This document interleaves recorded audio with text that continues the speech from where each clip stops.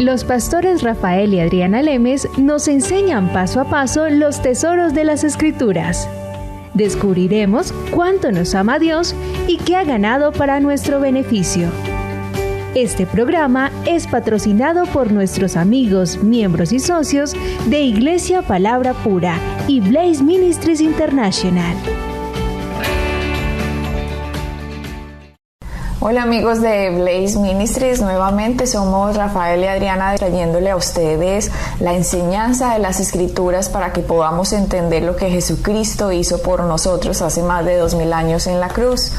Mucha gente pregunta, ¿y de qué me sirve a mí que me ponga a ver a Jesucristo? A mí deme fórmulas para el éxito, deme fórmulas para la prosperidad, deme fórmulas. Y no hay ninguna fórmula, esto no se trata de fórmulas, esto se trata de que lo miremos a Él sea la gloria, a Él sea el honor, a Él sea el poder. Él fue el que logró lo que logró para la humanidad, Él fue el que logró el perdón, Él fue el que logró la sanidad, Él fue el que logró traer la bendición a la humanidad, y tenemos que fijar nuestros ojos en Él para entender lo bendecidos que somos de Dios y quitar cualquier mentira que sea un obstáculo en nuestra mente que no nos permite recibir lo que Jesucristo ya ganó por nosotros. Sí. Así que es muy importante que siempre estemos meditando en Él cada día de nuestra vida, que comamos lo que Él hizo, que bebamos lo que Él ganó, para así poder ser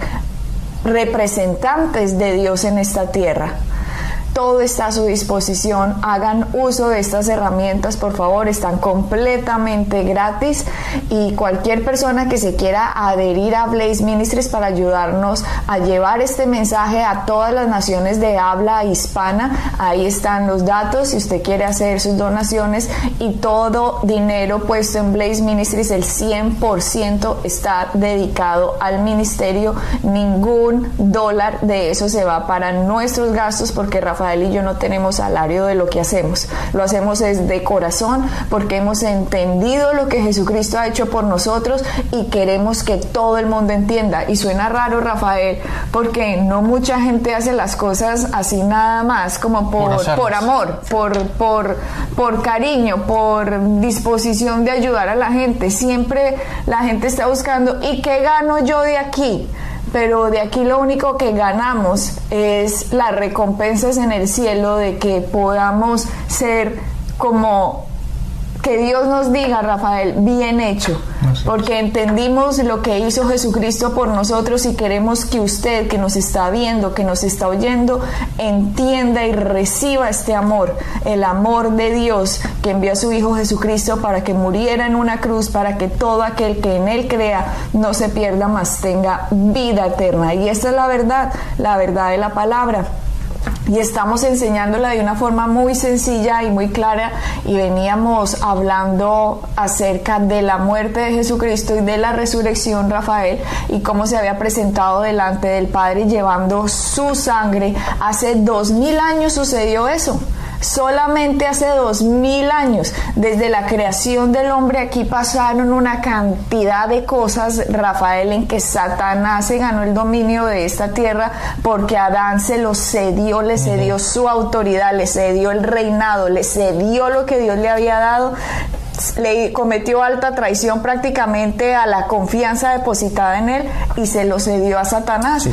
Y para Dios poder ayudar legalmente al hombre, Jesucristo se hizo hombre él mismo, y como hombre él venció a Satanás, y lo venció en la cruz, y fue al tercer cielo, se presentó delante de Dios con su sangre y la ofreció, y decía: esta es la sangre en la cual estaba en el verdadero tabernáculo, en el tabernáculo del cielo, por el cual ahora Dios es justo en perdonar al hombre, porque Jesucristo pagó por el hombre lo que el hombre se merecía. Y es impresionante, Rafael, que el no saber la progresión de la Biblia hace que la gente se confunda. Claro. Yo recuerdo cuando era pequeña, a mí me decían: no puede leer la Biblia porque se vuelve loca. Rafael, yo no sé si usted había escuchado eso, pero muchos recordarán, sobre todo en los países latinos, muchos escucharon eso. No sé si en España, donde tú creciste, de pronto lo escuchaste, pero en Sudamérica al menos había ese dicho: el que lee la Biblia se vuelve loco, no lo puede leer. De hecho, mi abuelita cuando iba a la iglesia, daban las misas en latín. Sí. Eso sí me acuerdo. ¿Te tocó? Sí, de hecho, hay muchas cosas que tú viviste que yo no viví porque yo crecí en el catolicismo, pero después me alejé de la iglesia, me alejé de Dios, me alejé de todo y realmente era muy pequeño para yo recordarme todas esas cosas que tú viviste y que me cuentas de tu familia y todo eso. Yo realmente no lo viví, pero cuando era bien pequeño íbamos a la iglesia, íbamos a misa. Y todo era en latín. Entonces yo aún a esa edad me preguntaba cuál es el propósito de levantarme temprano, dejar de dormir, sentarme aquí una hora y no entender nada. No le encontraba el sentido, pero claro, mis padres decían teníamos que ir a misa, pues íbamos. Pero cuál era el propósito, nunca lo encontré. Por eso cuando ya empecé a crecer y ya empecé a viajar y me fui de la casa porque estaba en deportes, pues dejé de ir porque ¿cuál era el propósito si no iba a entender nada? O sea que desde muy pequeñito te pasó eso. A mí no me tocó, que yo recuerde, a mí no me tocó una misa en latín, pero mi abuelita yo le decía, abuelita, habla en latín, y ella empezaba a hablar Dominus Patricus, yo no sé qué decía ella, yo no le entendía ni papa, y ella misma no entendía, ella simplemente repetía algo que seguramente tenía grabado, pero no es que ella supiera latín. Pero imagínate, uno simplemente con un conocimiento acá, un conocimiento que no tiene ni idea qué es lo que significa, y a medida que fui creciendo, Rafael, en las cosas de Dios que fui conociendo, conocí unos pastores bautistas a muy temprana edad. Yo era muy pequeña, pues tampoco muy pequeña, tendría tal vez unos 14 años, algo así, y conocí unos pastores bautistas muy dulces, eran de Estados Unidos, y después conocí gente pentecostal, gente metodista, presbiteriana. Bueno, conocí una rama del cristianismo bien amplia. Y Rafael, hay algo en que tiene esclavizado, digamos, a la iglesia terrible. Dos cosas para mí: el aguijón de la carne de Pablo, que todo el mundo siempre cae. Siempre cae. El aguijón de la carne de Pablo era una enfermedad que Dios le mandó. Bueno, una cosa que nada que ver. Y por favor, váyanse los audios que tenemos en la página web. Hay varios programas, creo que son 3 programas, no recuerdo si son 3 o 4, que se llama El aguijón de la carne de Pablo, que ya está explicado, y pues para qué lo vamos a volver a explicar, que no tiene nada que ver con lo que la religión dice. Y otro obstáculo bien grande, aparte del aguijón de la carne de Pablo, es Job. El libro de Job. Esa siempre se la mandaban a uno. Sé paciente como Job. Dios le mandó eso a Job porque seguramente él hizo algo, pero entonces aprende paciencia porque vas a salir descubriendo algo bueno de esta miseria que estás pasando. Sí, es interesante que la gente no tiene ni idea de lo que dice la palabra, ni idea de lo que dice Dios. No conocen a Dios, pero se conocen el libro de Job perfectamente.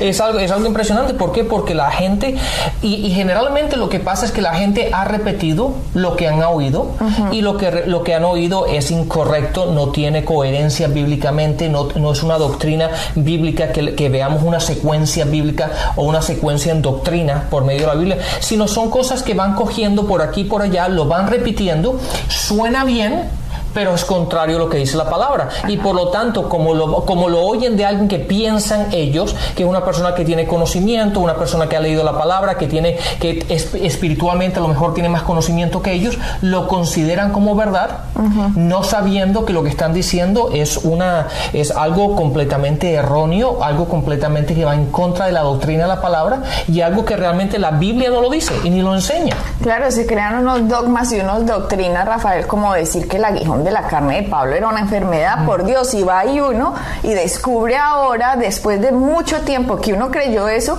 que el aguijón de la carne de Pablo era la persecución que él sufría por estar hablando la palabra de Dios, por decir que Jesucristo fue a la cruz por el perdón de los pecados y que fue resucitado para la justificación. Entonces se le vienen todos los judíos, todos los que seguían la ley, todos los religiosos que no querían este sistema así, y lo perseguían y lo trataron de matar en cada ciudad que él iba.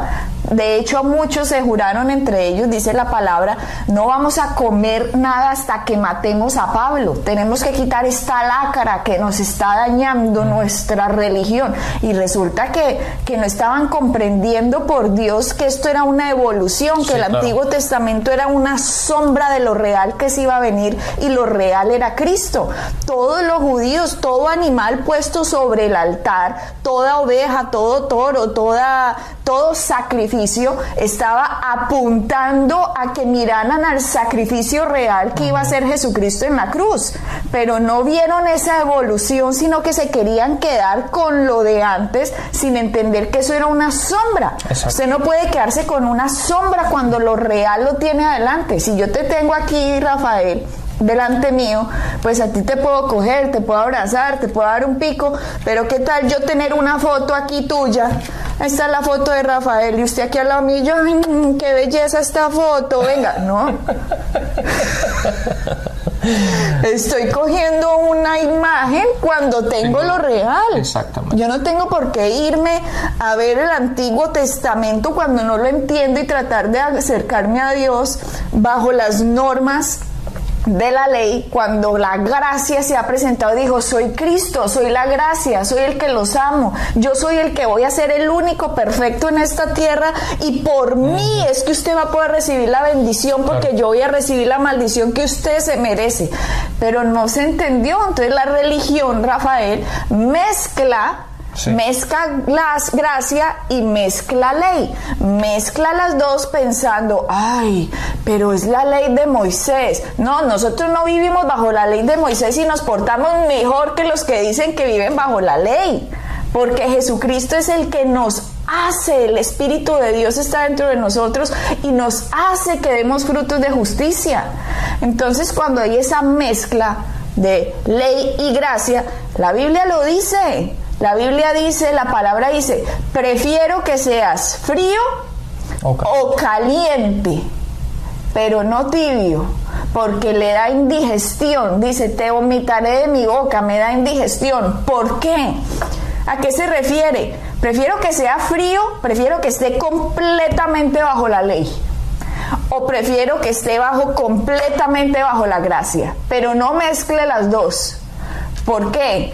Porque si está bajo la ley, que es frío, 100%, va a llegar el momento en que se va a tener que arrodillar y decir, necesito un Salvador, porque no soy capaz de cumplir el 100% de esto. Pero la gente no lo entiende. Y como no lo entiende, mezclan, ay no, sí, un poquito de ley, un poquito de gracia, aquí mezclemos. Y el mismo Jesucristo dijo, nadie pone vino nuevo en odres viejas, porque si no, se va a fermentar y se va a estallar. Claro, es que esa mezcla es la autojusticia, el tratar de justificarse. ¿Por qué? Porque mientras que sigas bajo la ley, te das cuenta que es imposible que la puedas mantener, que la puedas hacer. Entonces te justificas y caes a la gracia. Y cuando estás en la gracia, ahora tratas de decir, bueno, pero yo por la gracia solamente no soy yo en lo que tengo que hacer algo para que Dios esté contento conmigo. Entonces vuelves a la ley. Y es ese cambio para acá y para allá. ¿Por qué? Porque en la autojusticia no podemos concebir que Dios me ame a mí y que Dios me acepte a mí simplemente por quien soy yo. Entonces yo tengo que hacer algo para que Dios me agrade a mí.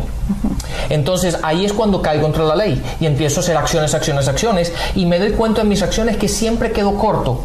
¿Por qué? Porque fallo, porque no tengo la capacidad de hacerlo, de cumplir toda la ley. Entonces cuando fallo me autojustifico otra vez y empieza ese para acá y para allá, para acá y para allá. ¿Por qué? Porque el hombre tiende a autojustificarse todo el tiempo. La autojusticia, sin entender que Dios nos ama simplemente porque Dios es Dios.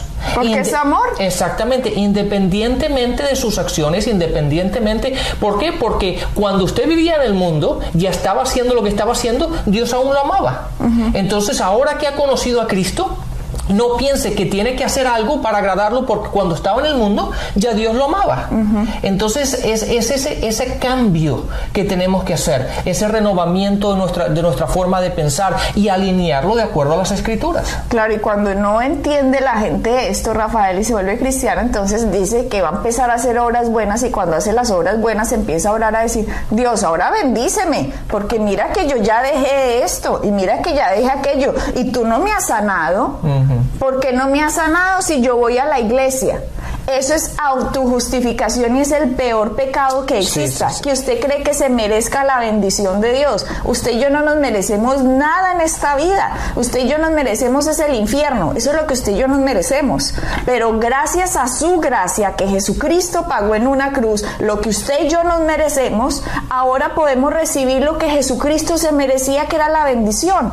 Así que mis obras no son para obtener absolutamente ningún beneficio de Dios. Mis obras simplemente son el resultado de que mi naturaleza pecadora fue cambiada a naturaleza de justicia cuando yo nací de nuevo y he empezado a entenderlo, y mi mente se fue renovando esas verdades de la palabra. Por lo tanto, mis acciones ahora son coherentes con mi naturaleza, sin esfuerzo, no para tratar de agradar a Dios, sino porque eso es lo que yo soy. Si yo soy un árbol de mangos, pues tengo que dar mangos. Yo no tengo por qué dar limones.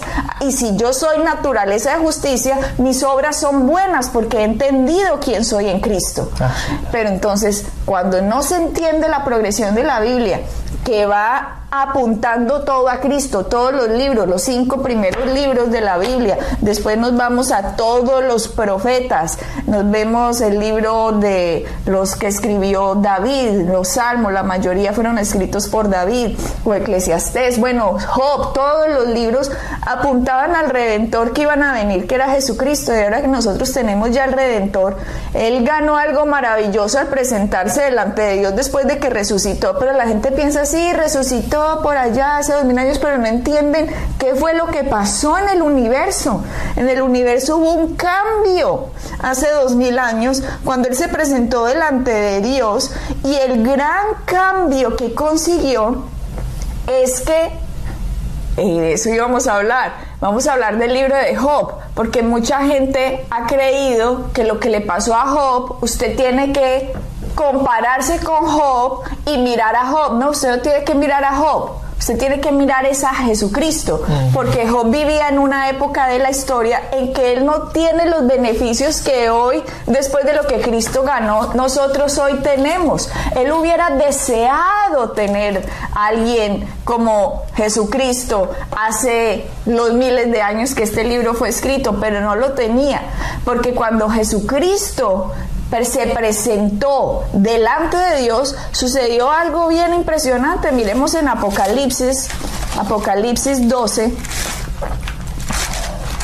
dice Apocalipsis 12:9, y con esto van a entender muchísimo cómo la Biblia es una progresión, y hay que entender esa progresión. Dice el 12:9, y fue lanzado fuera el gran dragón, la serpiente antigua que se llama Diablo y Satanás, el cual engaña al mundo entero. Mira que acá lo dice, la palabra dice que hay un espíritu, y nosotros somos espíritus, todos los seres humanos son espíritus. También hay un espíritu que engaña a todo el mundo entero, que se llama Diablo y Satanás.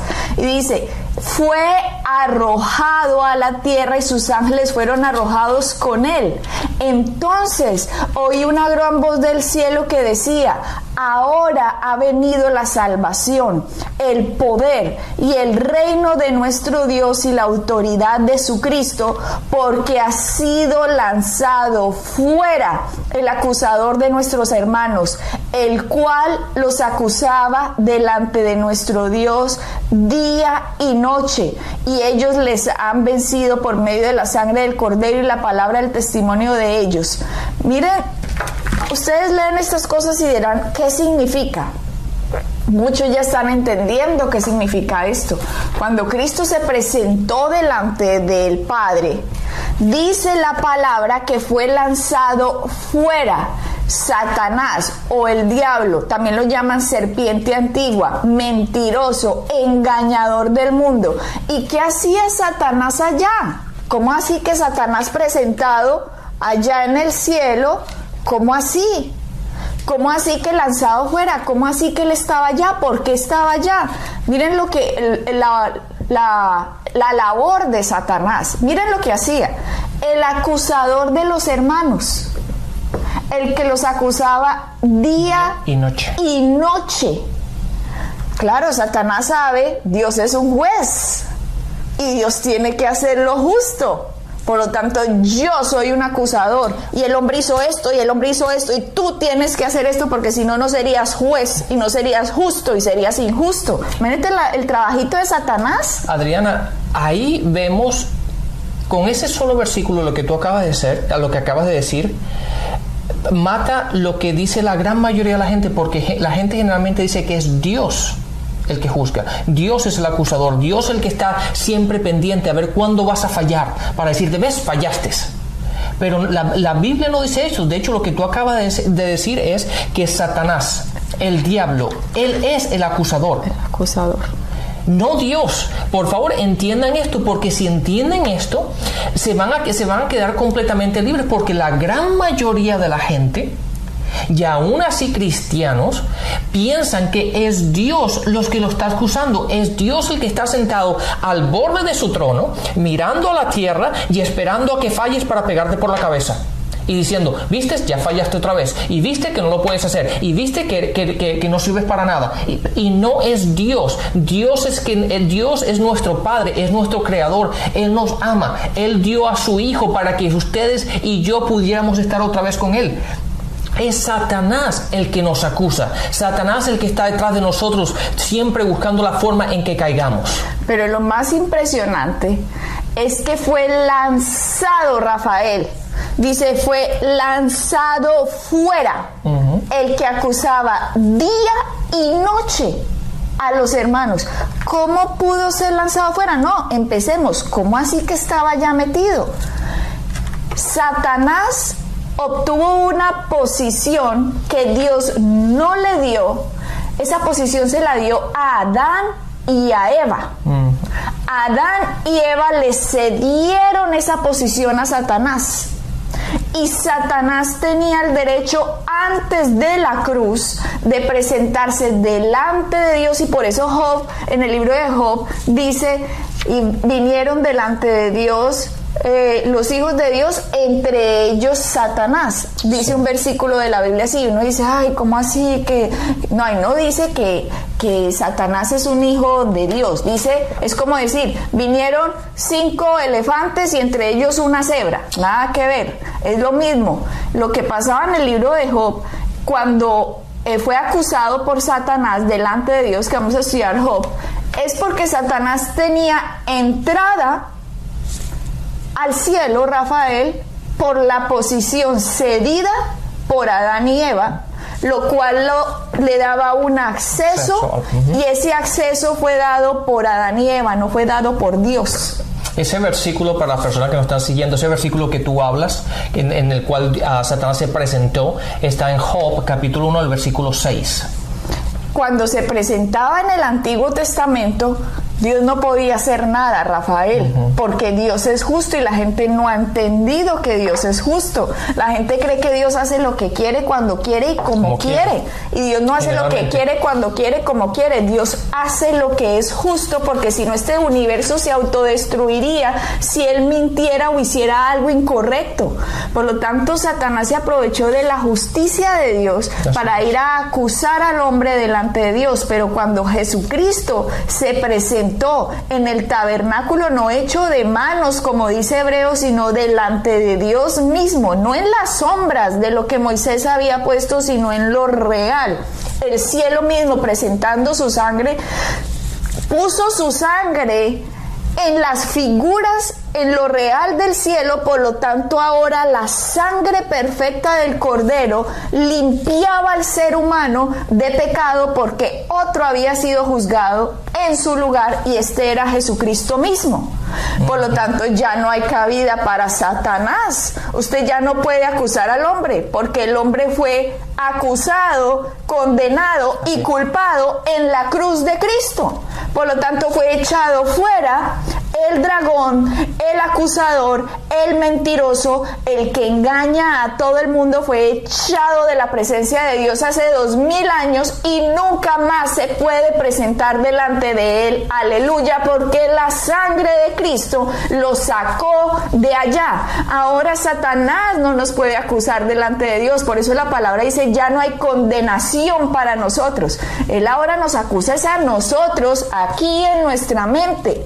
Dios no te quiere, hiciste algo malo, ay, Dios ya te va a castigar, Dios te está enfermando, por algo tienes esa enfermedad, quién sabe qué hiciste hace 10 años o hace 20, claro, tú eres pobre, vienes de una familia pobre y te vas a quedar pobre, y el ser humano pensando, acusándose, y es un espíritu que lo está acusando a usted que no tiene derecho legal de hacerlo porque es un mentiroso. Exacto. La verdad es que Jesús ya pagó por usted la culpa, la condenación, la muerte, fue al infierno, fue resucitado, se presentó delante de Dios, sacó a Satanás de allá y ahora Satanás no tiene derecho de acusar al hombre delante de Dios, pero el hombre no lo sabe, no ha recibido los beneficios de lo que Jesucristo ganó, sigue en este mundo respirando porque no entiende las leyes del universo que conforman, que están escritas en la Biblia, y se está perdiendo de lo que emana, se está perdiendo de la vida de Dios por no entender esto. Exactamente, Adriana, tengamos una cosa muy clara, que Satanás solamente tiene una herramienta con la cual nos puede afectar. Generalmente la gente va a Juan 10:10, que dice que el ladrón viene para robar, matar y destruir, pero esas tres cosas las hace con solamente una herramienta, y esa herramienta es el engaño. Y lo vemos constantemente. De hecho, de la única manera como él obtuvo lo que obtuvo fue por el engaño que hizo en Génesis, en el capítulo 2, el capítulo 3. Pero llegamos al libro de Apocalipsis, y fíjense, en el capítulo 20 dice, en el versículo 3, dice, lo arrojó al abismo y lo encerró y tapó la salida para que no engañara más a las naciones. No para que no matara, no para que no destruyera, para que no engañara. Eso va a pasar en el milenio. Exactamente. Ahora bajamos un poquito más al versículo 7, en el mismo capítulo, dice, y cuando se cumplan los 1000 años, Satanás será liberado de su prisión y saldrá para engañar a las naciones. Entonces es un engañador, un mentiroso, esa es su esencia. Esa es la única herramienta, Adriana, que tiene. Satanás, la única herramienta, lo único que él puede utilizar es lo que tú acabas de decir. Mientras que él te pueda engañar en tus pensamientos y te ponga una idea contraria a la palabra, él te tiene. Y el resto lo haces tú. Él te roba, te destruye, te mata por las acciones que tú dices, por las palabras que salen de tu boca, y él lo único que ha hecho ha sido engañarte, darte un pensamiento contrario a lo que dice la palabra, y eso es lo que él ha utilizado para destruirte. Hace 2000 años, Dios no ha escuchado una acusación de Satanás en contra del hombre, y el hombre no lo sabe por culpa de la religión. Y es que me da una rabia, porque tenemos que ser libres y entender estas verdades, que Jesucristo vino para hacernos libres. Enamórense de Cristo, entiendan lo que Él hizo y vivan la vida de bendición que Él ganó para nosotros. Bueno, Adriana, hemos llegado al final de este programa, así que bendiciones y hasta la próxima. Bendiciones. Pueden bajar nuestras enseñanzas en www.iglesiapalabracura.com y visitarnos en nuestra sede en la calle 21326.